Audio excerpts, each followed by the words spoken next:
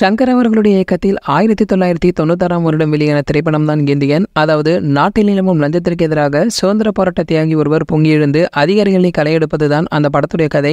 இந்த படத்துல பாத்தீங்கன்னா லஞ்சம் ஒழிந்துவிட இல்லை என்றாலும் கூட மக்களிடம் அதிகாரிகளிடம் இந்த படம் விழிப்புணர்ச்சியை ஏற்படுத்தியதை மறுக்க முடியாது. மேலும் இந்த திரைப்படத்தில் உலகநாயகன் கமலஹாசன் அவர்கள் பாத்தீங்கன்னா இந்தியன் தாத்தாவாகவும் அவருடைய மகனாகவும் இரட்டை வேடத்தில் நடித்திருந்தார். இந்த திரைப்படம் சூப்பர் ஹிட் அடித்தது மட்டும் இல்லாம இதற்கிடையில 26 வருடங்களுக்கு பின்பு இந்த வருடம் இந்தியன் 2 படம் வெளியாக இருக்கு. இந்த படத்துடைய வேலைகள் பாத்தீங்கன்னா 4 வருடங்களுக்கு முன்பே துவங்கி ஆனால் பல காரணங்களால படப்பிடிப்புமே தள்ளி போயிருந்திருக்கு. மேலும் வருகிற ஜூன் மாதம் இந்தியன் 2 வெளியாக இருக்கிற நிலையில இந்த திரைப்படத்தை லைகா நிறுவனம் தயாரிக்க இதற்கிடையில இந்தியன் 2 படத்துடைய வெற்றிக்கு நம்ம விஜய் சார் பாத்தீங்கன்னா மறைமுகமாகவும் உதவி செய்திருக்காரு. அதாவது தரணி அவர்களுடைய இயக்கத்தில் விஜய் சார் த்ரிஷா நடித்து 2004ஆம் ஆண்டு வெளியான திரைப்படம் தான் கில்லி. இந்த படம் சமீபத்தில் ரீரிலீஸ் செய்யப்பட்டு தமிழகத்துடைய பல தியேட்டர்களிலும் வெளியிடப்பட்டிருக்கு. மேலும் இந்த படத்தை விஜய் சாரோட ரசிகர்கள் கூட்டம் கூட்டமாக போய் கண்டுகளித்து வருவதும் இதுவரை இந்த திரைப்படம் பாத்தீங்கன்னா 17 கோடிக்கு மேல் வசூல் சாதனையுமே செய்திருக்கு. அதாவது ஏஎம் ரத்தினம் தான் இந்த திரைப்படத்தை தயாரித்துள்ளார். இவர் தான் இந்தியன் திரைப்படத்தை தயாரிப்பாளரும் கூட. மேலும் விஜய் சாருடைய கில்லி திரைப்படம் வெற்றி அடைந்ததால் மே மாதம் பாத்தீங்கன்னா இந்தியன் திரைப்படத்தையுமே ரீரிலீஸ் செய்ய திட்டமிட்டிருக்காங்களா.